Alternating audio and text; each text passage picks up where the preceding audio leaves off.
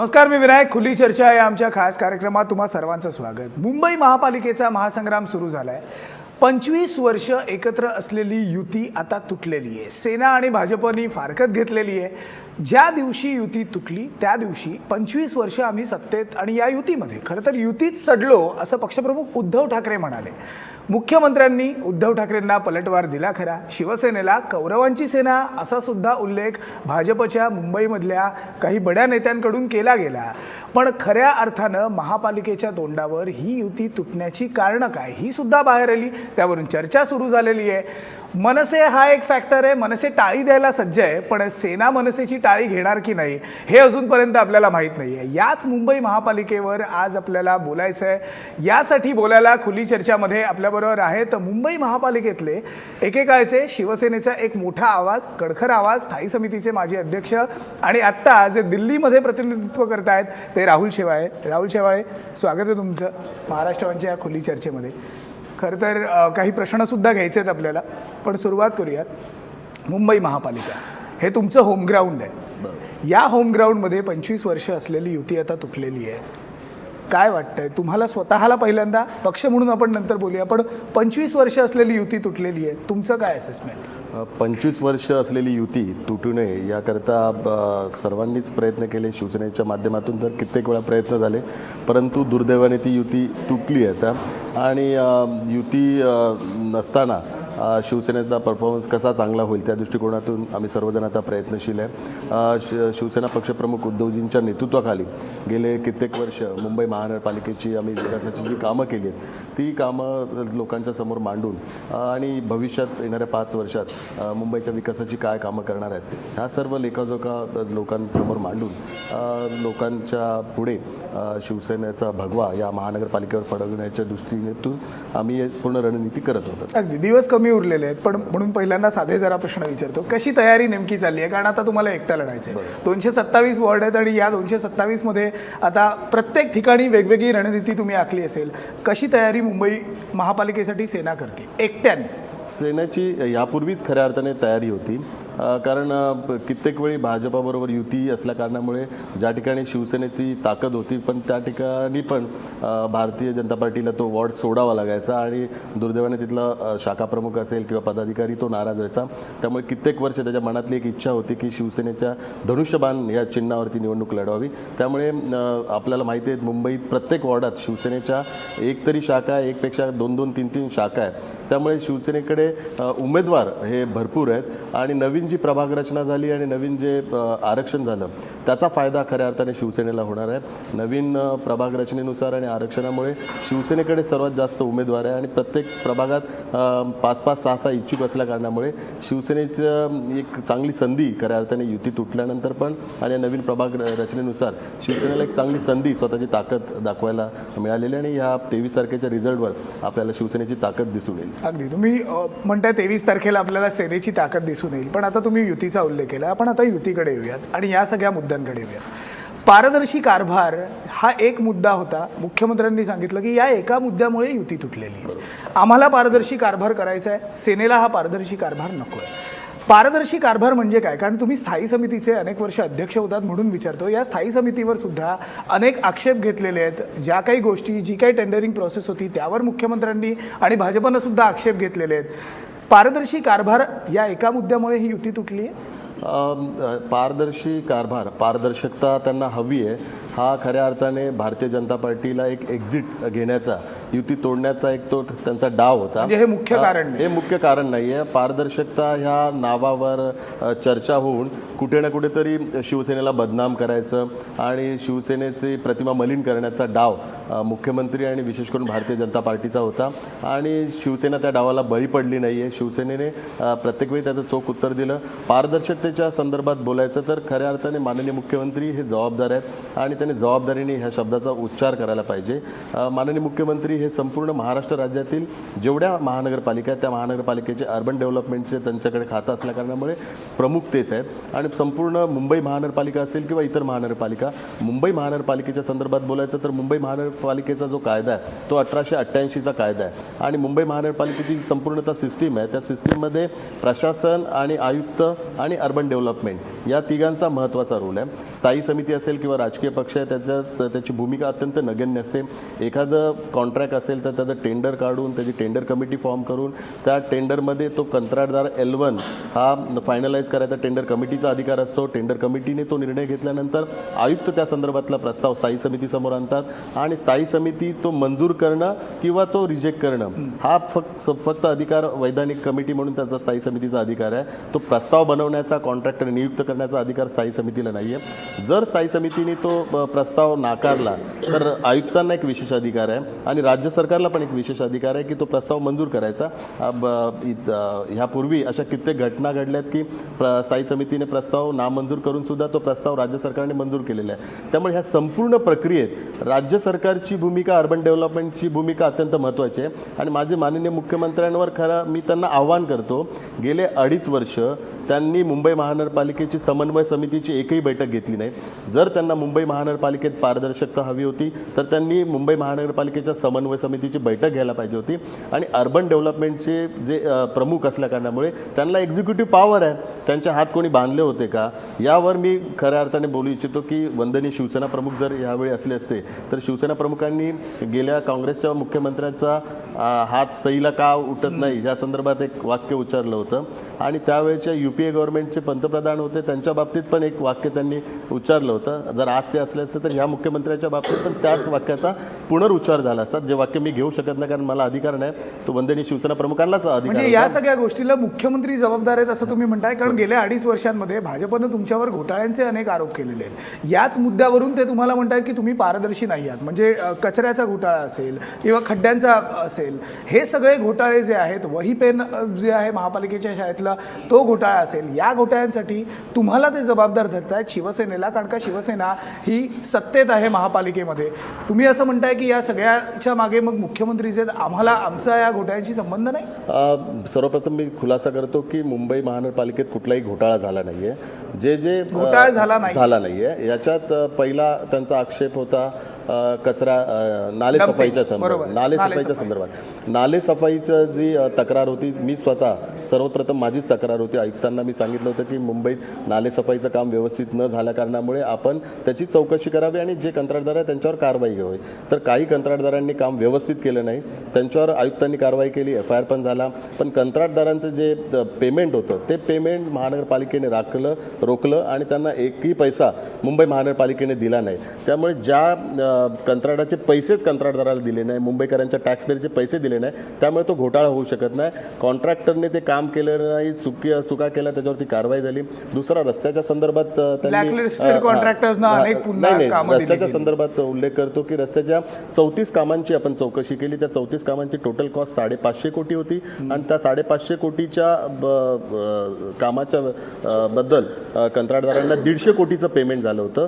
परंतु तेही थांबून कंत्राटदारांचे 950 कोटीचं डिपॉझिट महानगरपालिकेत राखून ठेवलं. त्यामुळे तिथेही मुंबईकर जे टॅक्सपेअर आहे त्यांचा पैसा कुठेही कंत्राटदारांना दिला गेला नाही आहे. आणि त्या ठिकाणी काळ्या ब्लॅकलिस्टच्या संदर्भात बोलतो, ब्लॅकलिस्टेड जे कॉन्ट्रॅक्टर आहे त्यांना नंतर कुठलंही काम देण्यात आलं नाही आहे. आणि जर मी ह्यापूर्वीच उल्लेख केला की प्रस्ताव कोण आणतं, आयुक्त आणतं. आयुक्तांची नियुक्ती कोण करतं, माननीय मुख्यमंत्री करतं. माननीय मुख्यमंत्र्यांना ह्याबद्दल आक्षेप होता तर त्यांनी आयुक्तांना ह्या गोष्टी सुचवायला पाहिजे. ह्या संपूर्ण प्रक्रियेत आयुक्त आणि 4 ॲडिशनल कमिशनर हे जबाबदार आहेत आणि त्यांची नियुक्ती करणारे माननीय मुख्यमंत्री पण जबाबदार आहेत. तुम्ही गंभीर खरं तर आरोप करताय. तुम्ही म्हणताय की कुठलाही घोटाळा झाला नाहीये, पण हे जे काही प्रकरणं समोर आलेली आहेत मग याच्या मागे हे मुख्यमंत्री आहेत असंच तुम्ही थेट सुचवताय. शिवसेना नाही पण मुख्यमंत्र्यांकडे ओनस जातो याचा असं तुम्ही म्हणताय. स्वरूपात आपण संपूर्ण मुंबई महानगरपालिका आणि अर्बन डेव्हलपमेंटचा संपूर्ण सिस्टीमचा जर अभ्यास केला तर एक्झिक्युटिव्ह पॉवर कोणाकडे आहे, माननीय मुख्यमंत्र्यांकडे आहे. माननीय मुख्यमंत्री आयुक्तांना नियुक्त करतात, आयुक्त प्रस्ताव आणतात आणि ह्या सर्व प्रक्रियेत आयुक्तांची भूमिका अत्यंत महत्त्वाची आहे. स्थायी समिती एक वैधानिक समिती आहे. स्थायी समितीला यापूर्वी उल्लेख केला, त्याला मंजूर करणं आणि नामंजूर करणं हाच एक वैधानिक अधिकार आहे. स्थायी समितीला कंत्राटदार नियुक्त करण्याचा, प्रस्ताव आणण्याचा, कंत्राटदाराला वर्क ऑर्डर देण्याचा, पेमेंट करण्याचा अधिकार स्थायी समितीला नाही आहे. त्यामुळे हा संपूर्ण अधिकार आयुक्तांचा आहे आणि आयुक्तांची नियुक्ती मुख्यमंत्र्यांनी केली. 2.5 वर्ष मुख्यमंत्र्यांना ह्या सर्व गोष्टी दिसल्या नाहीत काय, त्यांच्या मनातच पारदर्शकता नाही, तर पहिलं मन त्यांनी पारदर्शी ठेवायला पाहिजे आणि त्यावेळीच पारदर्शकताचा उल्लेख होईल.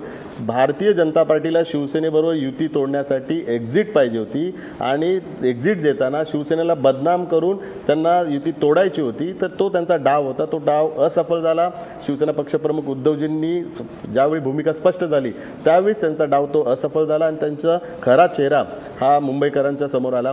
कचरा घोटाळ्याच्या संदर्भात आपण उल्लेख केला. मुंबई शहरात Deonar dumping ground, Mulund dumping ground आणि Kanjur dumping ground. Kanjur dumping ground आता कार्यरत आहे. देवनार डम्पिंग ग्राउंड आणि मुलुंड डम्पिंग ग्राउंड हे गेल्या सरकारने SIT अपॉइंट केल्यामुळे ते कॉन्ट्रॅक्ट रद्द झालं. परंतु मुलुंड डम्पिंग ग्राउंड आणि देवनार डम्पिंग ग्राउंडचा जो कॉन्ट्रॅक्टर आहे, UPL कंपनीला ते काम दिलं होतं. त्या कंपनीचा जो ओनर आहे जय श्रॉफ, त्याने आता ग्लोबल सिटीजनचा जो प्रोग्राम आहे कोल्ड प्ले, त्याचं पूर्ण स्पॉन्सरशिप त्याने केलं. माननीय मुख्यमंत्र्यांनी त्याचा सत्कार केला. त्याचा सब कॉन्ट्रॅक्टर संजय काकडे आता राज्यसभाचे सदस्य आहेत आणि त्यांचा भाजपामध्ये प्रवेश माननीय मुख्यमंत्र्यांनी केला, रावसाहेब दानवे यांनी केला आणि आज ते भारतीय जनता पार्टीचे खासदार आहे. ज्याच्यामुळे मुंबईत कचऱ्याचा प्रश्न निर्माण झाला ह्या 2 कंत्राटदारांमुळे. त्या कंत्राटदार भाजपाचे हितचिंतक आहेत आणि भाजपाचे खासदार आहेत. त्यामुळे हा घोटाळा काढून भाजपाने स्वतःचा जो चेहरा, काळा चेहरा आहे, तो लोकांसमोर आणलेला आहे आणि तो आम्ही या लोकांसमोर मांडू आणि या निवडणुकीला सामोरे जाऊ. ठीक आहे, आपण युतीबद्दल बोलतोय, घोटाळ्यांबद्दल बोलतोय. पंकजला एक प्रश्न आहे. 2 मुद्दे आहेत. सगळ्यात पहिलं म्हणजे ब्लॅकलिस्टेड कॉन्ट्रॅक्टरला कामं दिली नाहीत. हा पूर्णपणे भूमिका जी आहे त्याच्या विरोधात चुकीची भूमिका. कारण पार्ल्याचा जो अंधेरीचा सावरकर उड्डाण पूल आहे त्याचं एक्सटेन्शन बांधतायत, त्याचं काम जे आहे ते ब्लॅकलिस्टेड कॉन्ट्रॅक्टरला दिलं आहे. त्याची कारणं वेगळी दिली गेली आहेत की आधी दिलं होतं कॉन्ट्रॅक्ट, नंतर ब्लॅकलिस्टेड केला. ब्लॅकलिस्टेड कॉन्ट्रॅक्टर मुंबईत ब्रिज बांधतायत, हे तितकंच सत्य आहे. दुसरा मुद्दा असा की शासन आणि प्रशासन या दोघांमध्ये नेहमी पासिंग द पार्सल चालू असतं. शासन म्हणजे तुम्ही आज प्रशासन म्हणजे महानगरपालिकेचं प्रशासन आहे आणि असं असताना कुठेतरी महापालिका आयुक्त हे भाजपाच्या बाजूनी काम करतायत का किंवा त्यांच्या बाजूने काम करतायत असं कुठेतरी तुमचा नेहमी आरोप केला. त्याच्यात तथ्य आहे का? याच्यात तथ्य आहे, कारण यापूर्वीच आपण इतिहास पाहिला. जर जे मुख्यमंत्री आयुक्तांना नियुक्त करतात ते मुख्यमंत्र्यांचंच ऐकतात.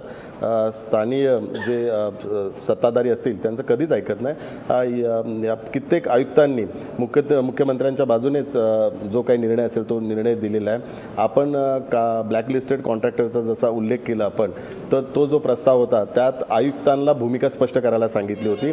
आयुक्तांनी त्या बाजूने भूमिका स्पष्ट केली, त्यानंतर स्थायी समितीने निर्णय घेतला. मी वारंवार सांगतो की आयुक्त प्रस्ताव आणतात, आयुक्त त्या संदर्भातली भूमिका स्पष्ट करतात. आयुक्तांनी जर सांगितलं असतं की हा प्रस्ताव आणू नये, हा ब्लॅकलिस्टेड कॉन्ट्रॅक्टर आहे, तर तो प्रस्ताव त्यावेळेस रिजेक्ट झाला असता. पण आयुक्तांनी त्या कंत्राटदाराच्या बाबतीत जी लिगल भूमिका आहे ती भूमिका मांडली. त्या व्यतिरिक्त मी सांगू इच्छितो, राज्य सरकारचा जो मेट्रोचा प्रोजेक्ट आहे त्या मेट्रोच्या प्रोजेक्टमध्ये हेच कंत्राटदार, जे ब्लॅकलिस्टेड कंत्राटदार आहेत तेच कॉन्ट्रॅक्टर आहे. आज नागपूर महानगरपालिकेत जे रस्त्याचं काम करतात हेच ब्लॅकलिस्टेड कंत्राटदार आहेत. PWDचं जी कामं चालू आहेत हेच ब्लॅकलिस्टेड कॉन्ट्रॅक्टर तिकडे. MMRDचे जी कामं चालू आहेत हेच ब्लॅकलिस्टेड कॉन्ट्रॅक्टर आहेत. त्यामुळे मुंबईत त्यांना ब्लॅकलिस्टेड कॉन्ट्रॅक्टर दिसत आहेत आणि बाकीच्या ठिकाणी कॉन्ट्रॅक्टर दिसत नाही. दुसरा तर माझा हा गंभीर आरोप आहे, ह्या सर्व कंत्राटदारांशी भाजपाचं जवळचं नातं आहे. ह्या सर्व कंत्राटदारांची जर आपण आडनावं बघितली, पुरोहित आणि शाह आहेत, तर पुरोहित आणि शाह कुठल्या पक्षात आहेत हे भारतीय जनता पार्टीने शोधावे आणि आपणही शोधून. याच्यात आयुक्तांचा संबंध अत्यंत महत्त्वाचा आहे. आयुक्तांना आयुक्तांनी प्रस्ताव नाही आणला तर कोण करणार आहे? आयुक्तांनी प्रस्ताव आणला नाही तर स्थायी समिती आयुक्तांना पत्र लिहित नाही की तुम्ही प्रस्ताव आणा. आयुक्त स्वतःहून प्रस्ताव आणता. घटनात्मक त्यांना अधिकार आहे, एक्झिक्युटिव्ह पॉवर त्यांना आहे आणि प्रस्ताव त्यांनी आणलाच नाही तर ह्या गोष्टी होणारच नाही. त्यांनी ब्लॅकलिस्टेड कॉन्ट्रॅक्टरचा आम्ही प्रस्ताव आला, जर आयुक्तांनी आणला आणि तुम्हाला माहिती आहे की हे ब्लॅकलिस्टेड आहेत, मग तुम्ही फेटाळू का नाही शकत? त्यात फेटाळण्यासाठी सर्व पक्षीयांची त्यावेळी चर्चा झाली आणि स्थायी समितीत भारतीय जनता पार्टीचे पण गटनेते आहेत, काँग्रेसचे नगरसेवक आहेत, सर्व पक्षांचे आहेत आणि आपली मीडिया पण त्यात स्थायी समितीत उपस्थित असते. त्यावेळी आयुक्तांनी त्यांची भूमिका स्पष्ट केली आणि त्यानंतर तो प्रस्ताव मंजूर झाला. पण ब्लॅकलिस्टेडच्या बाबतीत महानगरपालिकेचे भूमिका अत्यंत कठोर आहे, स्थायी समितीची भूमिका कठोर आहे आणि शिवसेनेची हीच भूमिका आहे. ब्लॅकलिस्टेड कॉन्ट्रॅक्टरला कामं दिली गेली नाही पाहिजे आणि त्याच्या पाठीशी कधीच शिवसेना उभी राहणार नाही. ठीक, राहुल. एक तुम्ही ज्या पद्धतीनं म्हणताय की मान्य आहे की शिवसेनेनं कुठलाही घोटाळा घोटाळा केला नाही असं तुम्ही म्हणताय. एका बाजूने तुम्ही म्हणताय राहुलजी, तुम्ही स्वतः देखील महानगरपालिकेत सगळं कामकाज बघितलंय, तुम्ही अनेक पदं देखील महानगरपालिकेची महत्त्वाची पदं देखील भूसवली आहेत. एकंदरीत हा सगळा कारभार तुम्हाला कसा चालतो सगळं माहिती आहे. घोटाळे कुणीही एक जण करू शकत नाही. ज्या पद्धतीनं भाजप ठामपणे मातोश्रीवर थेट आरोप करत होतं, शिवसेनेवर आरोप करत होतं, एवढे अभ्यासू तुम्ही देखील असताना किंवा शिवसेनेचे इतर अनेक अभ्यासू मंडळी असताना तुम्हाला विरोध करता आला नाही का? कारण ज्या पद्धतीनं भाजपनं अनेक पुरावे मांडले, अनेक कागदोपत्री हे सगळं अनेकदा सिद्ध केलं की शिवसेना कुठे ना कुठे या सगळ्याच्या पाठीशी आहे, ब्लॅकलिस्टेड कॉन्ट्रॅक्टरला पाठीशी घालते.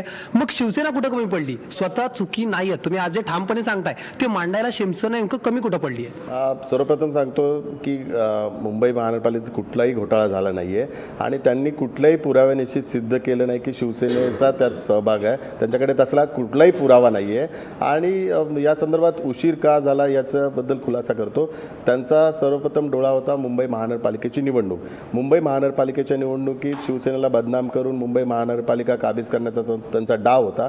म्हणून आम्ही थांबलो की महानगरपालिकेच्या निवडणुकीतच त्यांचं उत्तर देऊ. त्याकरता मी स्वतः थांबलो होतो. आता महानगरपालिकेच्या निवडणुकीचं सुरुवात झालेली आहे आणि सुरुवात झालेल्या पहिलीच सर्व त्यांनी जे जे आरोप केले त्या आरोपांचं खंडन करून उत्तर देऊन आम्ही लोकांच्या समोर सामोरं जाऊ. राहुलचा प्रश्न असा होता की ज्या वेळेस मातोश्रीवर थेट आरोप केले तेच जातात, उल्लेख किरीट करतो ना. सोमय्या, आशिष शेलार यांनी मातोश्रीवर थेट आरोप केले, मग साहेबांचा पीए किंवा काय अशा या पद्धतीची भाषा सुद्धा वापरली. त्यावेळेस सेना स्वतःला डिफेंड करू शकली नाही का? त्यावेळी तेच मी बोलतो, त्यावेळी त्यांच्या मनात हेच होतं की मुंबई महानगरपालिकेची निवडणूक काबीज करायची त्या दृष्टिकोनातून त्या निवडणुकीकरता थांबलेलं. आता निवडणूक चालू झाली, पण तिकडे तुम्हाला फटका बसेल असं वाटत नाही परसेप्शन गेम मध्ये? कारण लोकांच्या मनात हे जर परसेप्शन तयार झालं की मातोश्रीवरून जर हा सगळा भ्रष्टाचार होत असेल, हे जर परसेप्शन तयार झालं तर तुम्हाला असं वाटत नाही की तुम्हाला फटका बसेल? मातोश्रीवर आरोप जो करतो त्याची काय हालत होते ते आपल्याला माहिती आहे आणि इतिहासात त्याची नोंद झालेली आहे. त्यामुळे ज्यांनी मातोश्रीवर आरोप केले त्यांची हालत भविष्यात काय होईल ते त्यांना कळून चुकेल आणि लोक पण त्यांना त्यांची जागा दाखवतील. आम्ही वेळेसाठी थांबलेलो, आता वेळ आलेली आहे. ह्या वेळेला त्यांचं उत्तर देऊ आणि लोकांना सामोरं जाऊ. लोक जी काय उत्तर आहे ते आमचं उत्तर ऐकून त्यांची भूमिका स्पष्ट करतील. जे तुम्ही म्हणताय ते नक्कीच एक बरोबरी मानलं तर शिवसेनेचा मूळ स्वभाव नाहीये. तुम्ही जा म्हणता की आतापर्यंत तुम्ही अनेक मुद्दे असतील जे गाजवले गेले, वेगळ्या पद्धतीने उत्तर दिलं, मात्र थेट मातोश्रीवर आरोप घेऊन तुम्ही म्हणता की त्यांनी कुठलाही पुरावा दिला नाही. मात्र असे अनेक पुरावे कागदोपत्री थेट सेनेवर जरी नसेल तरी सत्ताधारी याला कुठे ना कुठे जबाबदार असे अनेक पुरावे किरीट सोमय्याने दिले, इतर ज्यांनी कोणी आरोप केले तरी कागदोपत्री पुरावे दिले. त्या ब्लॅकलिस्टेड कॉन्ट्रॅक्टर्स काय पुरावे दिले ते मी रस्ते घोटाळ्यासंदर्भात स्पेसिफिकली बोलतो. अनेक ब्लॅकलिस्टेड कर्मचारी होते जे अधिकाऱ्यांवर त्याचं सगळं खापर फोडण्यात आलं. सत्ताधाऱ्यांनी सांगितलं की हे अधिकारी याला कुठे ना कुठे जबाबदार आहेत. मात्र ज्या स्थायी समितीने ज्या मान्यता दिल्या होत्या त्या तेच ब्लॅकलिस्टेड कर्मचारी होते ज्यांना अनेकदा या अगोदर देखील कारवाई लागली आहे, चौकशी झाली आहे, ज्यांच्यावर वॉरंट देखील निघाले, त्यांनाच परत कामं दिली गेली. त्याबद्दल काय सांगाल? झालेले असते. मी कॉन्ट्रॅक्टर बद्दल बोलतो. कर्मचाऱ्यांवर खापर फोडलं गेलं. ऐका, त्या संदर्भात नाही, कर्मचाऱ्यांवर खापर नाही, दोन्ही कर्मचारी आणि कंत्राटदारांना. इंजिनियर्सवर जे खापर फोडलं गेलं नाही, जे इंजिनियर्स दोषी ठरले त्यांच्यावर कारवाई झाली. मी स्वतः इंजिनियर असोसिएशनचा अध्यक्ष पण आहे स्वतः आणि कंत्राटदारांवर तर कारवाई झालेलीच आहे आणि ह्याच्यात कोणालाही वाचवण्याचा प्रयत्न शिवसेनेने केलेला नाही आहे. जी आयुक्तांनी कारवाई केली आणि सर्वप्रथम मी सांगू इच्छितो की रोड कंत्राटदाराच्या संदर्भात कारवाई करण्याचं सर्वप्रथम पत्र महापौरांनी दिलं आहे, भारतीय जनता पार्टीने नाही दिलं आणि मुख्यमंत्र्यांनी नाही दिले. त्यामुळे दोन्ही ज्या ठिकाणी नालेसफाई असून ते रस्ता संदर्भात असेल दोन्ही ठिकाणी कारवाई एकतर माझ्या पत्राने झाली आणि महापौरांच्या पत्राने झाले. आणि किरीट सोमय्यांना आजही आमचं आव्हान आहे, एक पुरावा सादर करा, आम्ही जे बोलेल त्या चौकशीला सामोरं जाऊ. कुठलाही पुरावा नाही. त्यांना मातोश्रीवर आरोप करून प्रसिद्धी कमवायची होती, फेमस व्हायचं होतं, ती प्रसिद्धी त्यांना मिळाली. आता येणाऱ्या काळात आम्ही उत्तर देऊन आणि त्यांची काय ती अवकात आम्ही पण दाखवून देऊ. तुम्ही आरोपांबद्दल बोलताय, मला ह्याचबद्दल खरं तर विचारायचं आहे. एकीकडे आपण पाहिलं तर किरीट सोमय्या आणि आशिष शेलार हे शिवसेनेवर तुटून पडायचे, युती तुटण्याच्या अगोदरची गोष्ट आहे. दुसरीकडे मुख्यमंत्री असतील, रावसाहेब दानवे असतील किंवा भाजपचे राज्यामधले वरिष्ठ नेते हे थोडं सावरून घ्यायचे. हा दुटप्पीपणा होता भाजपचा. मुंबईमधले नेते हे थेट सेनेवरती भ्रष्टाचाराचे आरोप करतात, थेट मातोश्रीवर आरोप करतात, तुमच्या नेत्यांवर आरोप करतात आणि दुसरीकडे मुख्यमंत्री दुसरी बाजू सावरून घेतात, सांभाळून घेतात. ही दुटप्पी भूमिका होती भाजपची आणि ही का होती हे तुम्हाला का वाटतं? दुटप्पी भूमिका नाही आहे. हे भाजपाचे दोन गट आहेत. एका गटाला सत्तेतला संपूर्ण सहभाग मिळाला आहे, सगळी पदं मिळालेली आहे. दुसरा जो गट आहे त्याला अजून पदं मिळाली नाही. त्यांच्या महत्त्वाकांक्षा खूप मोठ्या आहेत आणि दुर्दैवाने त्यांना ती पदं जोपर्यंत मिळत नाही तोपर्यंत ते असेच भुंकत राहणार. आणि ते पदं मिळवण्याच्या दृष्टिकोनातून त्यांनी हा सगळा टीकेचा प्रहार चालू केला आहे. मुख्यमंत्री असेल रावसाहेब दानवे आहेत, ह्या दोघांना पदं मिळाले आहेत. ते मुख्यमंत्री आहेत, हे भाजपचे प्रदेशाध्यक्ष आहेत. त्यामुळे त्यांना तसं हे नाही आणि ते शिवसेनेच्या टेकूमुळेच आहेत. शिवसेनेच्या ते आज मुख्यमंत्री बोलतात की शिवसैनिक भगवा हातात घेऊन खंडणी मागतात. तर एवढी बोलायची हिंमत असेल तर मुख्यमंत्री पदाचा राजीनामा द्या त्यांनी ना. असं म्हटलं की तुम्ही शिवछत्रपतींचं नाव हे फक्त हां. खंडणी पुरतं बरोबर, हां, घेता, ते बाकी तुमच्या मनात बरोबर आहे. छत्रपती नाहीये. बरोबर आहे. माझं मुख्यमंत्र्यांना आव्हान आहे, गृह खातं त्यांच्याकडे आहे. गेले 2.5 वर्ष एका पण शिवसैनिकावर खंडणीची केस झाली का ती दाखवून द्यावी. आणि दुसरं, त्याच शिवसैनिकाच्या हातात जो भगवा आहे त्याच्यामुळे ते आज मुख्यमंत्री आहेत. उद्या शिवसेनेने पाठिंबा काढून घेतला तर ते भगवा हातात घेतलेले शिवसैनिक त्यांना कळेल मग काय असेल तर ते दुर्दैवाने अशी मुख्यमंत्र्यांनी जसं तुम्ही भाजपात म्हणाला, जे सत्तेत आहेत त्यांना वाटतंय राज्याच्या हितासाठी सत्तेत राहावं, जे सत्तेत नाही आहेत त्यांना असं वाटतंय पक्ष हितासाठी शिवसेनेने बाहेर पडावं. नाही, जरी शिवसेनेत गट कुठलाही नाही, शिवसेनेत शिवसेना पक्षप्रमुख उद्धवजींचाच आणि शिवसेना प्रमुखांवर विश्वास ठेवणारा आणि त्यांना आदर्श मानणाराच एकच गट आहे. त्यामुळे सत्तेत राहावं आणि सत्तेतून बाहेर पडावं. जे सत्तेत एक गोष्ट, पण तुम्ही सत्तेतून बाहेर पडायला तयार आहात का मग? याचा निर्णय हा मुंबई महानगरपालिकेच्या निवडणुकीच्या नंतरच्या वातावरणात तुम्हाला दिसून येईल. परंतु मी सांगू इच्छितो की या संपूर्ण प्रक्रियेमध्ये आशिष शेलार असेल, किरीट सोमय असतील, या दोघांची हीच म्हणजे त्यांची हालत हीच आहे की त्यांची महत्त्वाकांक्षा पूर्ण होत नाही. जोपर्यंत महत्त्वाकांक्षा पूर्ण होत नाही ते असेच टीका करत राहणार. स्वतःची प्रसिद्धी करण्यासाठी आणि स्वतःचं अस्तित्व निर्माण करण्याची त्यांची केविलवाणी ती धडपड. राहुलजी, तुम्ही एक संकेत देताय, तो म्हणजे मुंबई महापालिकेची निवडणूक झाली, ते निकाल आल्यानंतर शिवसेना विचार करेल या सरकारमध्ये सत्तेत राहायचं की नाही. जर एखादी तुमच्याकडे सत्ता आली तर तुम्ही पाठिंबा काढून घ्याल आणि सत्तेतून बाहेर पडा, हे सुचवताय? मी सामान्य शिवसैनिक आहे. या संदर्भातला निर्णय शिवसेना पक्षप्रमुख उद्धवजी घेतील. हे प्रत्येक शिवसेनेचा नेता सांगतो. हा, तर ते शिवसेनेची ती पद्धत पण आहे. या मेळाव्यामध्ये सुभाष देसाईंनी थेट संकेत दिलेले आहेत की आमचे 12ही मंत्री बॅगा भरून तयार आहेत, आम्हाला आदेश आले की आम्ही बाहेर पडू. म्हणजे हेच तुम्ही महापालिका निवडणुकीच्या निकालासाठी थांबलायत का? ते त्यावेळी उत्तर देऊ ना. पण तुमची तयारी आहे बाहेर पडायची? निकालावर तुम्हाला तुमचं उत्तर मिळेल. निकालावर उत्तर मिळेल. ठीक आहे. राहुलजी, एक प्रश्न असा आहे की मुंबईच्या बाबतीत जे वाईट घडलं ते आयुक्तांमुळे घडलं आणि मुख्यमंत्री त्याला जबाबदार आहे, अशी तुमची भूमिका आहे. माझी भूमिका या करता आहे की पारदर्शकता जर हवी असेल पारदर्शकतेचा मुद्दा आहे. वाईट घडलं नाही, ह्याच्यात एक्झिक्युटिव्ह पॉवर कोणाचे हे सिस्टीम मी सांगतो तुम्हाला. प्रश्न असा आहे, जर मुंबईच्या बाबतीत 5 वर्षात चांगलं घडलं असेल तर ते आयुक्तांच्या मार्फत मुख्यमंत्र्यांनी घडवलं की सत्ताधारी शिवसेनेने घडवलं? सत्ताधारी शिवसेनेने घडवलं. ज्यावेळी तुम्ही ज्यावेळी ह्याच्यात सांगतो, मुख्यमंत्र्यांनी समन्वय समितीची 2.5 वर्षात बैठक घेतली असती तर त्या मुख्यमंत्र्यांना क्रेडिट आम्ही दिलं असतं. 2.5 वर्षात एकही बैठक घेतली नाही. मुंबई महानगरपालिकेच्या प्रश्नासंदर्भात कुठलीही बैठक महापौरांच्या सोबत घेतलेली नाही आहे. शिवसेना पक्षप्रमुख उद्धवजी 2-2 महिन्याने आयुक्त असेल, 4 ॲडिशनल कमिशनर यांच्याबरोबर रिव्ह्यू मिटिंग घेतात. शिवसेनेचा वचननामा असेल किंवा महानगरपालिकेचे जे प्रलंबित प्रश्न आहेत या संदर्भात आढावा घेत असतात. तो आढावा घेऊन तो मार्गी लागण्याच्या दृष्टिकोनातून राज्य सरकारकडे किंवा केंद्र सरकारकडे प्रलंबित विषय असतील तर ते संबंधित आमदार किंवा खासदार आम्हाला सांगत असतात. ही सिस्टीम आहे, म्हणून आम्ही ते क्रेडिट घेतो आणि घेणारच. नाही, पण जी कामं होत नाहीये त्याबद्दल प्रश्न होता. जी कामं झाली नाहीत मग ते मुख्यमंत्री आणि आयुक्तांमुळे का? मग ते शिवसेनेचं अपयश नाही का की आपण करू नाही शकलो? तुम्ही करून दाखवल्याबद्दल बोलताय, पण करून नाही. जी कामं नाही झाली निश्चित स्वरूपात आमची जबाबदारी आहे. मुंबई महानगरपालिकेच्या संदर्भात संपूर्णतः आमची जबाबदारी, ती जबाबदारी शिवसेना कधीच झटकणार नाही. आणि खड्ड्यांच्या संदर्भात पण शिवसेनेची संपूर्णतः जबाबदारी आहे. मी केवळ सिस्टीम तुम्हाला सांगतो आणि त्या सिस्टीमवर महानगरपालिकेत शिवसेनेला दोषी ठरवण्याचा जो प्रकार चालू आहे तो तुमच्यासमोर मांडत होतो. ठीक आहे, तुम्ही म्हणताय की शिवसेनेची ही भूमिका आहे, पण हीच भाजपची सुद्धा भूमिका आहे. जे महापालिकेत चांगलं होईल त्यात आम्ही सत्यात वाटेकरू आहोत, पण जी एक काही गोष्ट चांगली होणार नाही त्याच्यावरती आम्ही कडाडून टीका करणार. या भूमिकेकडे मग भाजपच्या मुंबई महापालिकेतल्या कसं बघता? कारण तेही तुमच्याच बरोबर सत्तेत होते, 25 वर्ष तुम्ही एकत्रच होतात, पण ज्या काही गोष्टी मुंबई महापालिकेत झालेल्या नाही आहेत त्यावरून भाजपचे नेते जी कडाडून टीका तुमच्यावर करतात, याकडे कसं बघता? नाही, याकडे खरं तर दुर्दैवाने हे झालं नाही पाहिजे. एखाद्या मित्रपक्षाने असं स्वतःची जबाबदारी झटकायला नाही पाहिजे. परंतु शिवसेना तसं करणार नाही. शिवसेना संपूर्णतः मुंबईची संपूर्णतः जबाबदारी शिवसेना घेईल आणि जे चांगलं झालं त्याची पण जबाबदारी घेईल, जे वाईट झालं असेल त्याची पण आम्ही जबाबदारी घ्यायला तयार आहे. कुठेही मुंबईकरांना जो दिलेला शब्द आहे तो दिलेला शब्द कधीच सोडणार नाही. दुर्दैवाने भाजपा जो यापूर्वी सांगितलं की शिवसेनेला बदनाम करण्यासाठी हा डाव खेळत आहे, पण त्या डावामध्ये ते कधीच यशस्वी होणार नाही. कारण मुंबईकर शिवसेनेवर विश्वास ठेवतात, शिवसेना पक्षप्रमुख उद्धवजींच्या शब्दांवर विश्वास ठेवतात आणि त्याचाच प्रत्यय तुम्हाला 23 तारखेच्या महानगरपालिकेच्या निकालात दिसून येईल. ठीक आहे, तुम्ही 23 तारीख ही डेडलाईन सेट केलेली आहे, त्यामुळे 23 तारखेनंतर अजून काय घडणार आहे याकडे सुद्धा बघायचं आहे. पण आपण आता शिवसेनेच्या या मुंबई महापालिकेतल्या कामांबद्दल बोलतोय. करून दाखवलं ही पहिली टॅगलाईन होती. आता एक नवीन टॅगलाईन सुद्धा आली आहे की हे तुम्हाला माहिती आहे का, डू यू नो दिस. पण याला सुद्धा भाजपने आक्षेप घेतलेला आहे. महापालिकेमध्ये काय नेमकी कामं सेनेने केली आहेत त्याबद्दल सुद्धा बोलायचं आहे. एक छोटासा ब्रेक घेऊया, ब्रेक घेऊन पुन्हा भेटूया.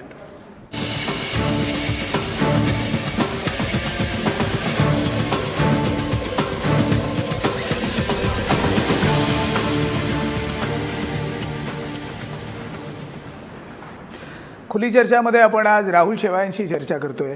राहुल शेवाळे, जो मुद्दा कामांबद्दल आपण उपस्थित केला त्याच कामांबद्दल आपण बोलूया. मुंबई महापालिकेत शिवसेनेने नेमकं केलं काय?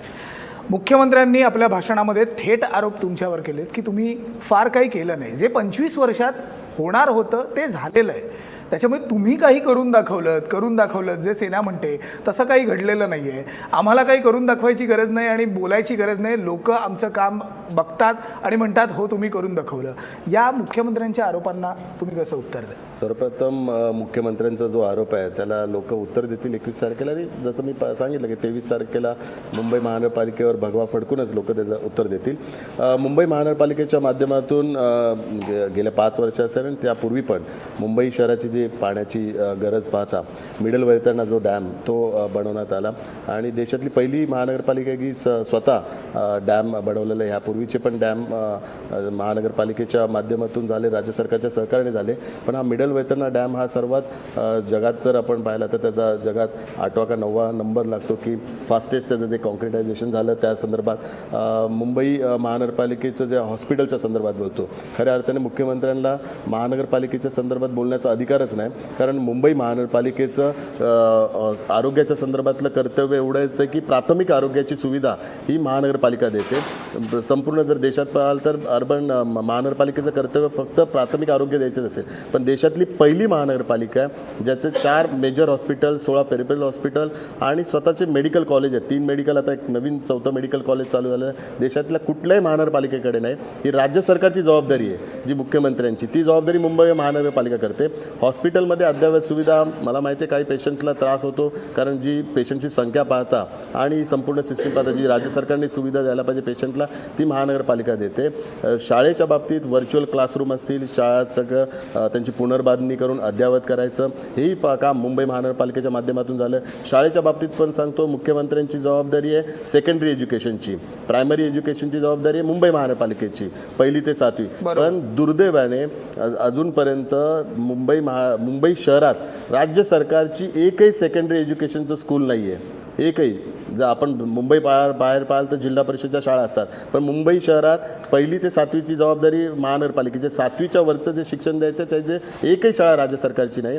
तेही शिक्षण महानगरपालिका देते. महानगरपालिकेचे संपूर्ण 5.5 लाख विद्यार्थ्यांना शिक्षण देतो आहे. त्याच्यात विविध 8-9 भाषांच्या शाळा पण आहेत आपल्याकडे. म्हणजे आरोप भाजप करतोय की ज्या पायाभूत सोयी सुविधा असतील किंवा साधं स्वच्छतेचं उदाहरण घ्या, या मुंबईमध्ये अजूनही बकालपणा आहे.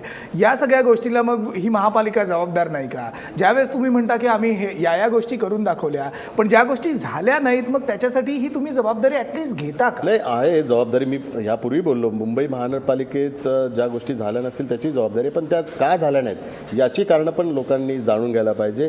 कचऱ्याच्या संदर्भात आपण उल्लेख केला की इतर गोष्टींच्या संदर्भात उल्लेख केला तर मुंबई महानगरपालिकेचं संपूर्ण जर कार्यक्षेत्र बघाल तर मुंबई महानगरपालिका एक प्लॅनिंग अथॉरिटी आहे.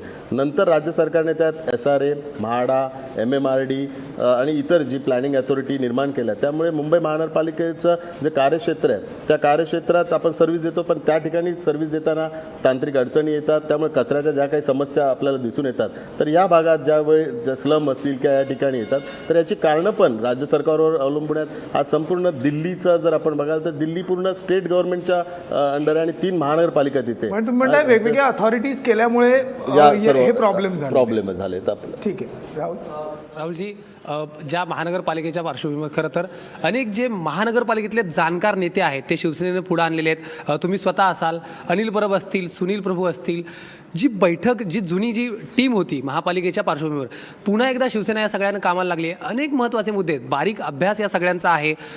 काय नेमकी स्ट्रॅटर्जी असणार आहे भाजप संदर्भात, एक सगळ्या प्रचाराची असेल किंवा जे मुद्दे आत्तापर्यंत आले नाहीत असे अनेक मुद्दे आहेत की फक्त वरवरची चर्चा, जसं तुम्ही आत्ता सांगताय की SRA असेल, म्हाडा असेल, इतर गोष्टी टेक्निकल अडचणींची असेल, विकासाचं राजकारण घेऊन भाजपच्या विरोधात प्रचाराची नेमकी काय स्ट्रॅटर्जी असणार आहे या फळीची, जी खास करून महापालिकेसाठी समोर आणली गेली आहे? याच्यात आम्ही जो वचननामा गेल्या वेळी जो दिला होता तो पूर्ण केला आणि ह्याचा पुढचा जो वचननामा आहे तो घेऊन लोकांसमोर जाणार आहे. भारतीय जनता पार्टी जसं मुख्यमंत्र्यांनी उल्लेख केला की गेली 25 वर्षाचीच कामं आहेत, मुख्यमंत्र्यांनी पण ज्या कामांचा उल्लेख केला ते पण 10-15 वर्ष रखडलेलीच कामं आहेत. मेट्रोचा प्रोजेक्ट असेल, हार्बर लिंकचा असेल, मुंबई उलट महानगरपालिका जे कोस्टल रोड आणि गारगाय पिंजाळ हा नवीन प्रोजेक्ट मुंबईकरांना आपण देतोय. मुख्यमंत्री म्हणून त्यांनी मुंबईसाठी नवीन काही आणलं नाही आहे. आणि सर्वात महत्त्वाची गोष्ट की ज्याच्यामुळे आपल्या थोर पुरुषांचं खऱ्या अर्थानं अपमान झाला आहे तो म्हणजे छत्रपती शिवाजी महाराजांचे जे आंतरराष्ट्रीय स्मारक आहे आणि परमपूज्य डॉक्टर बाबासाहेब आंबेडकरांचं आंतरराष्ट्रीय स्मारक आहे. या दोन्ही स्मारकांचं अजून टेंडर काढलं नाही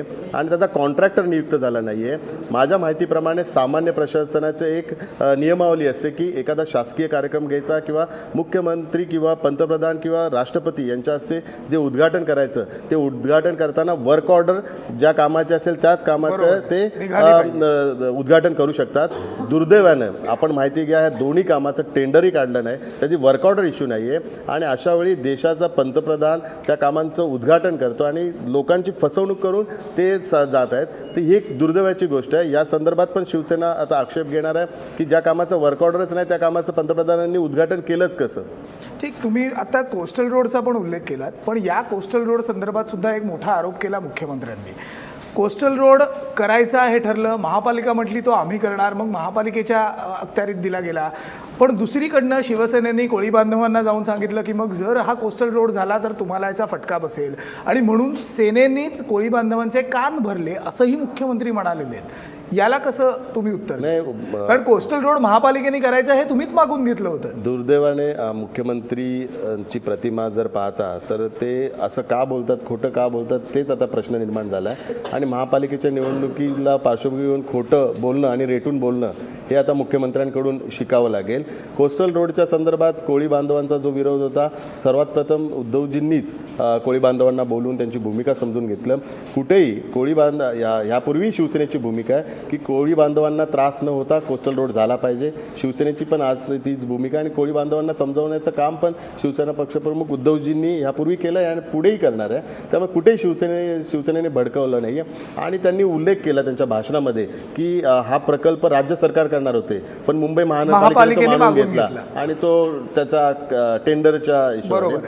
तर मुख्यमंत्र्यांचं मला हे वाटतं की जो परमपूज्य डॉक्टर बाबासाहेब आंबेडकरांचे जे स्मारक आहे त्या स्मारकाची जागा इंदू मिलची जागा ही ह्या ठिकाणी प्लॅनिंग अथॉरिटी मुंबई महानगरपालिका आहे त्या ठिकाणी. पण दुर्दैवाने स्पेशल अध्यादेश काढून केवळ ती इंदू मिलची जागा ही MMRDला त्यांनी प्लॅनिंग अथॉरिटीमधून घोषित केलं. त्यात मुख्यमंत्र्यांचा काय भूमिका, ही पण संशयास्पद भूमिका आहे. मुंबई महानगरपालिका प्लॅनिंग अथॉरिटी आहे, केवळ त्या तुकड्यापुरता. आपण शिवाजी पार्कला राहता, शिवाजी पार्कचा फक्त इंदू मिलचाच भाग MMRDला का दिला? मग शिवाजी पार्कचा अख्खा परिसर जर त्यांना सुशोभीकरण करायचं, डेव्हलप करायचं असेल, त्यांच्या मनात चांगली भूमिका असेल तर अख्खा शिवाजी पार्कला MMRD का नाही घोषित केलं? केवळ इंदू मिलचाच पोर्शन त्यांनी आज स्पेशल अध्यादेश काढून घोषित का केला? त्यांच्या भूमिकेबद्दल आम्हाला संशय आहे. जर ते आमच्या भूमिकेवर संशय करत असतील तर त्यांनी अशी भाषा वापरू नये. मुख्यमंत्री आहेत, चांगली प्रतिमा आहे, स्वतःच बोलून स्वतःचं प्रतिमा खराब करू नये ही आपल्या माध्यमातून त्यांना म्हणजे विनंती आहे. आरोप प्रत्यारोप होत आहेत. एकेकाळी अफजल खानाची भाषा झाली होती, आता कौरवांची भाषा सुरू आहे. त्याच्यामुळे हे सगळे अॅनॉलॉजीज ज्या आहेत त्या निघणार आहेत. ठीक आहे नरेंद्र. माझा एक सर्वसामान्य मुंबईकरांना पडणारा प्रश्न आहे की दरवर्षी मुंबईमध्ये खड्डे का होतात? तुम्ही स्थायी समितीचे अध्यक्ष होतात, असं काय घडतं की दरवर्षी खड्डे होतात? असं का होतं? नाही, याच्यात दोन कारण आहेत. मुंबईत संपूर्ण 1970 किलोमीटरचे रस्ते मुंबई महानगरपालिकेकडे आहेत आणि ज्या मुंबई महानगरपालिकेच्या रस्त्यांची जबाबदारी महानगरपालिकेची आहे. दोन्ही हायवे, ईस्टर्न हायवे आणि वेस्टर्न हायवे आपण बघाल तर हे PWDकडे आहे. MMRDचे रस्ते MMRDकडे आहेत. रस्त्याच्या संदर्भात ज्या निविदा प्रक्रियेतल्या त्रुटी होत्या त्या त्रुटी आता दूर करायचं काम चालू आहे. सर्वात त्याचं स्थायी समिती अध्यक्ष आणि या नात्याने म्हणजे माझी स्थायी समिती अध्यक्ष या नात्याने सांगतो की जो लोवेस्टचा जो क्रायटेरिया आहे तो खऱ्या अर्थाने बंद केला पाहिजे. काही कॉन्ट्रॅक्टर L1 होण्यासाठी बिलो 10 बिलो 15 या रेटमध्ये जे काम करतात ती सिस्टीम बदलायला पाहिजे. आयुक्तांना पण आम्ही वारंवार सांगितले ती सिस्टीम आता तुम्ही बदला. आणि काही कंत्राटदार त्यांच्या कामामध्ये कामचुकारपणा पण होतो. दुसरं महत्त्वाचं मेजर कारण असं आहे की मुंबई शहरात ज्या युटिलिटी सर्व्हिस आहेत 34 युटिलिटी सर्व्हिस आहेत आणि या सर्व युटिलिटी सर्व्हिसचा पुढच्या 10 वर्षाचा जो प्लॅन आहे तो प्लॅन तर महानगरपालिकेकडे सबमिट करत नाही. आणि ज्यावेळी रस्ता आपण बनवतो आणि त्या रस्त्याच्या नंतर ऑप्टिकल फायबरचं असेल, महानगर गॅस असेल, MTNL असेल, या सगळ्यांची कामं त्यांचं फ्युचर प्लॅनची जी कामं असतात 10 वर्षात, आता 3G आलं, आता 4G आलं, 4Gनुसार परत ऑप्टिकल फायबरचं त्यांना जाळं हे करावं लागतं, मग परत ते रस्ता खोदतात. हे एक महत्त्वाचं कारण. दुसरं महत्त्वाचं कारण जे गेले कित्येक वर्ष या गोष्टीचा उल्लेख करतो, मुंबईत येणारी जी वाहनं आहेत त्या वाहनांचा जर आपण संपूर्ण लोड जर काउंट केला तर सगळे ओव्हरलोड जास्त वाहन आहेत. आपण प्रत्येक वाहनांचा जर ट्रक आणि याचं बघा तर त्या ओव्हरलोडमुळे पण खड्ड्यांचं प्रमाण होतं. ही कारणं पण आहेत. जसा मुंबईकरांच्या मनात प्रश्न आहे, कंत्राटदारांनी काही ठिकाणी चुका केलेल्या आहेत त्याच्यामुळे पण खड्डे झालेले आहेत. पण ही ओव्हरऑल सगळी कारणं आहेत. पण या संपूर्ण कारणांचा अभ्यास करून आता एक 5 वर्षाचा रोडमॅप आम्ही बनवला आहे, एक मास्टर प्लॅन बनवला आहे आणि मुंबई शहरात कॉन्क्रिटायझेशन करण्याच्या संदर्भात पण एक नवीन प्लॅन आपण बनवला आहे. गेल्या 5 वर्षात पण कॉन्क्रिटायझेशनचं प्रमाण वाढवलेलं आहे. परंतु या 34 युटिलिटी सर्व्हिसने जर आपला फ्युचरचा प्लॅन महानगरपालिकेकडे सबमिट केला तर भविष्यात हे जे खोदकाम जास्त होतं ते थांबलं जाईल. पण याला इतकी वर्ष का लागतात हे सर्व प्लॅन बनवायला, इतकं सर्व करायला? नाही, ह्याच्यात मी ह्याच्यात प्रामुख्याने सांगतो आणि खासदार या नात्याने मी दिल्लीत पण हा प्रश्न उपस्थित करतोय. मुंबई शहर जर डेव्हलप करायचं असेल तर मुंबई महानगरपालिकेला एक संपूर्ण अधिकार दिले पाहिजे. मुंबई महानगरपालिका फक्त प्लॅनिंग अथॉरिटी म्हणून आहे, पण ज्या युटिलिटी सर्व्हिस असतील त्यातील आता मुंबई शहरात रेल्वेचं आहे, डिफेन्सची जागा आहे, एअरपोर्ट अथॉरिटीची जागा आहे, BPT आहे, अशा 34 ज्या सर्व्हिस आहेत ज्या केंद्र सरकारच्या संबंधित निगडीत आहेत. तर ह्या सगळ्यांचे प्लॅन महानगरपालिकेकडे यायला पाहिजे, पण हे कोणी महानगरपालिकेकडे सबमिट करत नाही. त्यामुळे एक युनिफॉर्म डेव्हलपमेंट जी झाली पाहिजे ती होत नाही. आता एक संधी आहे. आता मुंबई महानगरपालिका आणि मुंबई शहराचा एक डेव्हलपमेंट प्लॅन आपण आता सादर करतोय. तर मी पंतप्रधानांना पण ही विनंती केली की मुंबई शहरासाठी एक सेंट्रल कमिटी अपॉइंट करा आणि ह्या सगळ्या 34 जी प्राधिकरण आहेत वेगवेगळी त्या सगळ्यांचे अधिकार किंवा कोणाला तरी एकाला अधिकार द्या आणि तो मुंबई शहराचा जो डेव्हलपमेंट प्लॅन आहे तो येणाऱ्या 10 वर्षात 20 वर्षात इम्प्लिमेंट करेल. एखादं शहर जर आंतरराष्ट्रीय दर्जाचं शहर बनायचं असेल तर त्याचा डेव्हलपमेंट प्लॅन हा इम्प्लिमेंट झाला पाहिजे. दुर्दैवाने या सर्व प्राधिकरणाच्या असहकार्यामुळे आपला मागचा जो डेव्हलपमेंट प्लॅन आहे तो फक्त 7%च इम्प्लिमेंट झाला. आज शांघायचं उदाहरण देता शांघायने 100% त्यांचा डेव्हलपमेंट प्लॅन इम्प्लिमेंट केला म्हणून शांघाय झालं. जर डेव्हलपमेंट प्लॅन इम्प्लिमेंट करायला जर आपल्याला केंद्र सरकारने परवानगी दिली सर्व प्राधिकरणांना मिळून तर मुंबई शहर हे आंतरराष्ट्रीय दर्जाचं शहर बनेल. मी पंतप्रधानांना ह्याची पण मागणी केली की संपूर्ण डेव्हलपमेंट प्लॅनची इम्प्लिमेंट करायची कॉस्ट ही 14,06,000 कोटी आहे. ती जर केंद्र सरकारने एक विशेष पॅकेज मुंबईसाठी जर दिला, कारण मुंबईतून केंद्र सरकारला सर्वात जास्त टॅक्स जातो, रेव्हेन्यू जातो. जर मुंबईसाठी ह्या अर्थसंकल्पात 14,06,000 कोटीचा एक स्पेशल पॅकेज मुंबईसाठी जर दिला तर मुंबई शहर आंतरराष्ट्रीय दर्जाचं होईल. ॲब्सोल्युटली. पण या DPवरनं सुद्धा हा अनफॉर्च्युनेटली हा DP पण नेहमी वादात सापडलेला आहे आणि त्यामुळे सगळ्या गोष्टी रखडल्या जातात. पण मुंबईमध्ये भाजप सेनेवर आरोप करते. आता सध्या आपण बघतोय नागपूरमध्ये सेना भाजपवर आरोप करते. नागपूरवरून आमचा ब्युरो चीफ गजानन उमाटे आपल्याबरोबर आहे. गजाननला तुम्हाला काही प्रश्न विचारायचे आहेत? गजानन. सर तुम्ही जे आज भाजपवर आरोप केले नागपूर महानगरपालिकेतील कारभारावर, मुंबईतील भ्रष्टाचार लपवण्यासाठी नागपूरवर आरोप केले जात आहे असं उत्तर दिलेलं आहे महापौरांनी. ते म्हटले की तुमच्याकडे डॉक्युमेंट्स असेल तर आम्ही त्याची चौकशी करू. हा एक प्रश्न आहे, तुम्ही डॉक्युमेंट्स त्यांना देणार का? दुसरा, नागपुरातली शिवसेना ही गटातटात विभागलेली आहे आणि असं असेल तर मग तुम्ही भाजपशी स्पर्धा कशी करणार नागपूरमध्ये? आता सावर बांदे यांना तुम्ही पक्षात घेतलं, परंतु त्यांच्याकडे कुठलंच पद नाही. असे बरेच शिवसैनिक आहेत की ज्या गटातटामुळे मागे पडलेले आहेत. तुम्ही याकडे लक्ष देणार का? अगदी. गजानन, पहिला प्रश्न तू पुन्हा एकदा विचारशील? OCW संदर्भातला हा प्रश्न होता. काय पहिला प्रश्न आहे? मुंबईतील भ्रष्टाचार लपवण्यासाठी नागपूर महानगरपालिकेतील भ्रष्टाचाराचे आरोप केले जात आहेत असं उत्तर दिलेलं आहे. आणि जर तुम्ही डॉक्युमेंट दिले तर त्याची चौकशी करू असंही नागपूरचे महापौर म्हणाले. तुम्ही डॉक्युमेंट्स देणार का या भ्रष्टाचाराचे? निश्चित स्वरूपात जे आमच्याकडे पुरावे आहेत ते पुरावे महापौरांकडे सादर करू, मुख्यमंत्र्यांकडे पण सादर करू. शिवसेना म्हणजे पुरावा नसताना कुठलाही आरोप करणार नाही. जबाबदारीचा पक्ष आहे आणि जबाबदारीनेच वागणार. जे जे आरोप केले त्याचे संपूर्ण पुरावे आम्ही महापौरांकडे देऊ. दुसरा प्रश्न होता तो म्हणजे सेना जी गटातटात विभागली गेलेली आहे, या गटातटाच्या राजकारणाचं काय करायचं? मुंबईमध्ये एकसंध सेना आहे सध्या, पण बाकी ठिकाणी सेना तुटते. नाही, या गटातटाच्या राजकारणाला संपवण्यासाठी किंवा त्यातून मार्ग काढण्यासाठी शिवसेना पक्षप्रमुख उद्धवजी त्या संदर्भातला निर्णय घेतील. ठीक आहे, आपल्याला ही चर्चा अशीच सुरू ठेवायची आहे. खरं तर आपण कामांबद्दल सुद्धा बोललो, पण मगाशी टाळीचा विषय निघाला होता. या टाळीबद्दल सुद्धा आपल्याला बोलायचं आहे. युती जरी तुटली असली तरी यानंतरची राजकीय गणितं काय असतील याबद्दल राहुल शेवाळे यांची आपण चर्चा सुरू ठेवणार आहोत. एक छोटासा ब्रेक घेऊया. ब्रेक घेऊन पुन्हा भेटूया.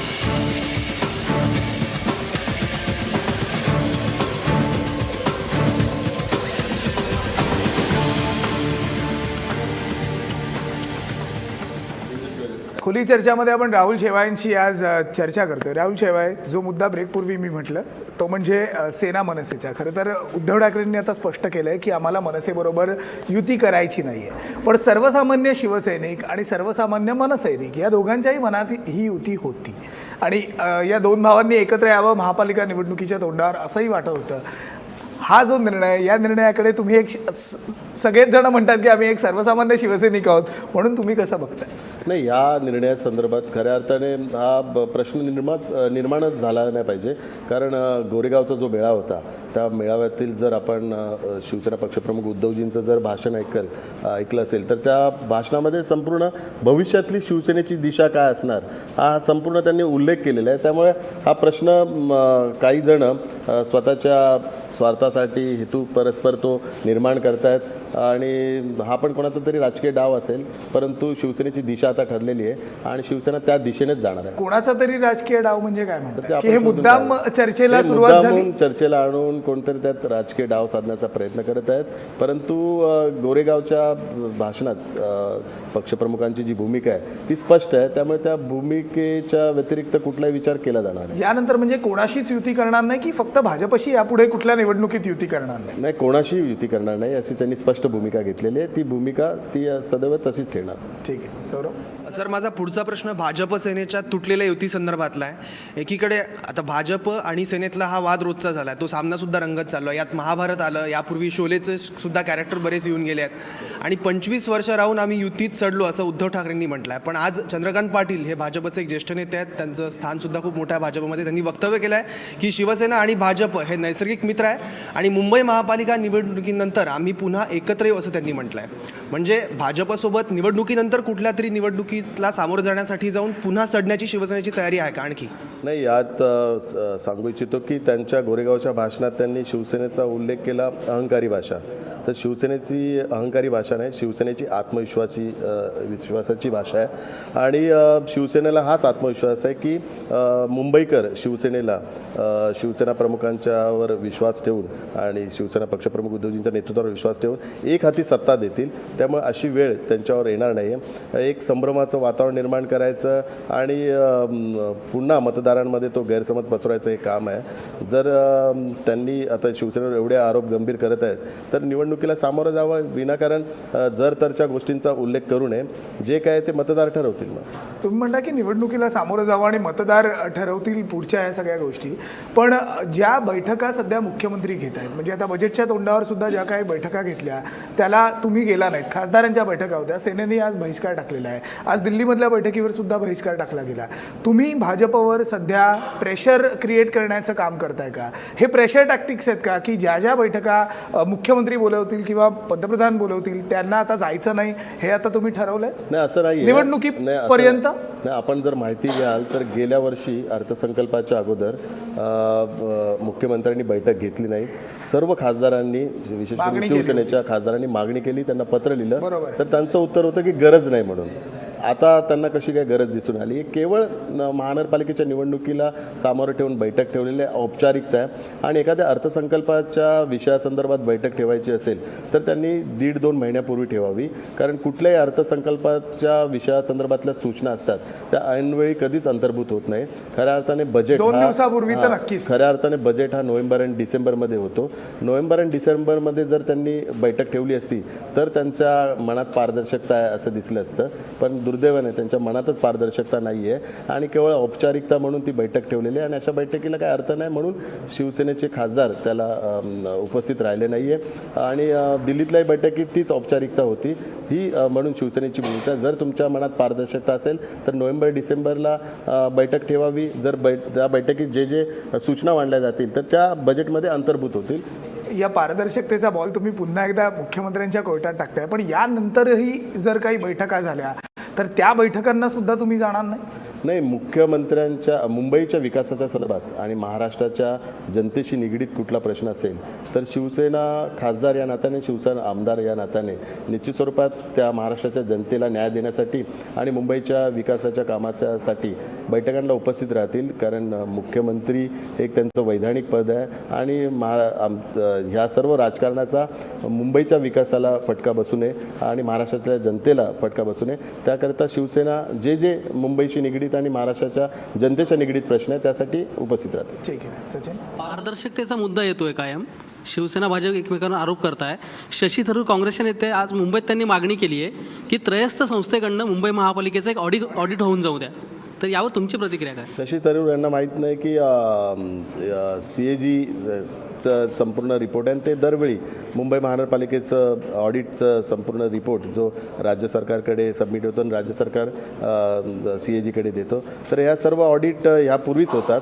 तर आज ते विरोधी पक्षात असल्याकारणामुळे या केंद्राच्या त्या संस्थेवर त्यांचा अविश्वास आहे. यापूर्वी CAGचे जे जे रिपोर्ट आहे ते त्यांनी मान्य केले होते. त्यामुळे केंद्रात पण सिस्टीम आहे, राज्यात पण ऑडिटची सिस्टीम आहे, महानगरपालिकेत पण ऑडिटची सिस्टीम आहे आणि यंदा प्रथमतःच महानगरपालिकेचा चीफ ऑडिटर हा राज्य सरकारकडून आलेला आहे. त्यामुळे अजून त्रयस्थ माध्यमातून महानगरपालिकेची चौकशी काय करणार, या सर्व गोष्टी महानगरपालिका असेल, राज्य सरकार, केंद्र सरकार या गोष्टी करतच आहे. हा केवळ निवडणुकीपुरता लोकांना एक संभ्रम निर्माण करण्याचा त्यांनी प्रश्न निर्माण केला. राहुलजी, परत एकदा महानगरपालिका निवडणुकीवर येतोय. 114 जागा ज्या भाजपने मागितल्या होत्या, एक आकडेवारी सांगते की भाजप या मागच्या ज्या निवडणुका झाल्या भाजप या ठिकाणी पुढं आहे. काय नेमकी सेनेची सगळी समीकरणं असणार आहेत? मागं तुमच्याशीच बोलताना एक काही गणितं देखील, आकडेवारीची जी गणितं आहेत ती खूप व्यवस्थितपणे सेना त्यावर काम करते. कशा पद्धतीनं हे सगळं जाळं असेल जुन्या सगळ्या या मेंबर्सकडून, कारण विभाग प्रमुख असेल, शाखा प्रमुख असेल, गटनेत असेल, शिवसेनेची संघटना नक्कीच मुंबईत ताकदीचे, मात्र ज्या पद्धतीनं लालबागात देखील भाजप मोठ्या ताकदीचं शक्तीप्रदर्शन करतं. एक जसं की आशिष शेलारांची सभा झाली होती, नक्कीच लालबागमध्ये अशी सभा होणं त्रासदायक ठरू शकतं सेनेसाठी. काय आकडेवारी सांगते जुनी फळी जी खूप दिवसांपासून कामाला लागली आहे, शिवसेना नेमकं काय करते या सगळ्या गणितींसाठी? आकडेवारीचाच मुद्दा आहे. कारण विधानसभेची जर आपण निवडणूक पाहिली, त्यांचे निकाल पाहिले, तर या तुलनेने भाजप हेच सांगते की त्या तुलनेने जर आम्ही आता जागा मागितल्या तर त्यात चुकीचं काय होतं? नाही, भारतीय जनता पार्टीने जे जागा मागितल्या त्या विधानसभेच्या आकडेवारी मागितल्या, पण ती विधानसभेच्या निवडणुकीत त्या आकडेवारीची चर्चा झाली पाहिजे.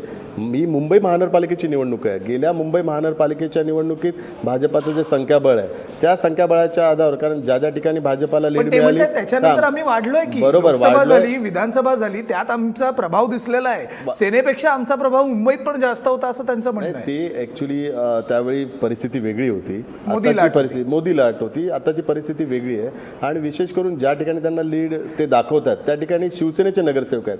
ते एखाद्या सिटिंग नगरसेवकाला तिकीट किंवा त्याची उमेदवारी नाकारून भारतीय जनता पार्टीच्या उमेदवाराला देणं हे उचित नाही आहे आणि ते भारतीय जनता पार्टीच्या बाबतीत पण स्वतःच्या बाबतीत पण ते त्यांना मान्य होणार नाही आहे. त्यामुळे हा फॉर्म्युलाच अत्यंत चुकीचा आहे जो विधानसभेच्या आधारित आहे. खऱ्या अर्थाने मुंबई महानगरपालिकेच्या गेल्या वेळेचं जो संख्याबळ आहे त्याच्या आधारित जर हे केला आणि त्याच्यावर पुढे तोडगा निघाला असता. परंतु मी प्रामुख्याने आणि जबाबदारीने सांगतो, भारतीय जनता पार्टीला युती करायचीच नव्हती. त्यामुळे पहिल्या दिवसापासून पारदर्शकता ह्या शब्दावर त्यांनी तो डाव आखला होता. शिवसेनेला बदनाम करून एक एक्झिट घेऊन तो युती तोडायचा असा डाव होता. पण त्यापूर्वीच हा सर्व डाव शिवसेना पक्षप्रमुखांना कळला आणि त्यांनी त्यापूर्वीची घोषणा केली. अगदी राहुलजी, आपल्याकडे वेळ अगदी थोडा आहे, त्याच्यामुळे शेवटचा प्रश्न विचारतो. युती तुटलेली आहे, आता तुम्ही वेगवेगळे लढणार आहात. किती कॉन्फिडेंट आहे शिवसेना? जर आकड्यांचाच जर गेम हा असेल आणि या आकड्यांवरनं भाजप म्हणत असेल की सेनेला सुद्धा हे काही पटलं नाही, पण तुम्ही आकड्यांच्या याच्यात कसं बघताय आत्ताचं संख्याबळ, यानंतर या पुढच्या निवडणुकीत मिळणारं तुम्हाला यश, ते संख्याबळ काय चान्सेस आहेत? चान्सेस नाही, आम्हाला संपूर्णतः आत्मविश्वास आहे. ही अहंकारी भाषा नाही आहे. आत्मविश्वासाने आम्ही बोलतोय की शिवसेनेला संपूर्णतः बहुमत मिळणार. याचा बेस आहे कारण शिवसेनेने गेल्या 5 वर्षातली केलेली कामं, आता मुंबईवर जे जे संकट कोसळलं, 92ची दंगल असेल, 2006चा प्रलंकारी पाऊस असेल, बॉम्बस्फोटच्या वेळी रक्तदान असेल, ज्या ज्यावेळी मुंबईकरांवर संकट कोसळलं त्यावेळी मुंबईकरांना शिवसेनेनीच मदत केली, शिवसैनिकांनीच मदत केली, याची जाणीव मुंबईकरांना आहे. 2 प्रश्न, एक विकासाचा प्रश्न आहे आणि एक भावनिक पण प्रश्न आहे. त्यामुळे शिवसेनेचं नातं मुंबईशी एक भावनिक आणि एक जवळीक नातं आहे. त्यामुळे लोकांना पण शिवसेना हवी आहे. मुंबईच्या विकासाच्या व्यतिरिक्त पण मुंबई जर सुरक्षित ठेवायची असेल तर लोकांना शिवसेना हवी आहे. ही लोक सर्वसामान्य माणसाच्या जनमानसातली ती प्रतिक्रिया आहे, त्यांच्या मनातली भावना आहे. आणि आता शिवसेनेला मराठी बांधवांना, कारण मराठी बांधवांचं यापूर्वीच प्रतिनिधित्व करत होते, अमराठी लोक पण आज नोटबंदी असेल, ह्या सर्व याच्यामुळे जे त्रस्त झाले होते ते पण आता शिवसेनेच्या पाठीशी उभे राहत आहे. त्यामुळे निश्चित स्वरूपात शिवसेनेला एक बहुमत मिळेल. एक चांगली संधी देवाच्या कृपेने शिवसेनेला मिळालेली आहे आणि त्या संधीचं सोनं शिवसेना निश्चित स्वरूपात करेल. अगदी, आणि ही भावना खरं तर प्रत्येक शिवसैनिकाची असेल, कारण आता पूर्ण 227 जागांवर तुम्हाला निवडणूक लढवायला मिळणार आहे. बघायचं आहे, तुम्ही जसं म्हणताय की विकास आणि भावनिक हे दोन्ही नाळ जी आहे ती शिवसैनिकाची आणि मराठी माणसाची जोडली गेलेली आहे. हा मुंबईतला मराठी मतदार किंवा मुंबईतला मतदार हा सेनेच्या पारड्यात किती मतं टाकतोय हे आपल्याला 23ला कळणार आहे. पण thank you very much Rahul Shewale, या चर्चेत सहभागी झाल्याबद्दल. ऑल द व्हेरी बेस्ट तुम्हाला. या कार्यक्रमात सध्या आपण इथेच थांबूयात. पाहत राहा महाराष्ट्रावर.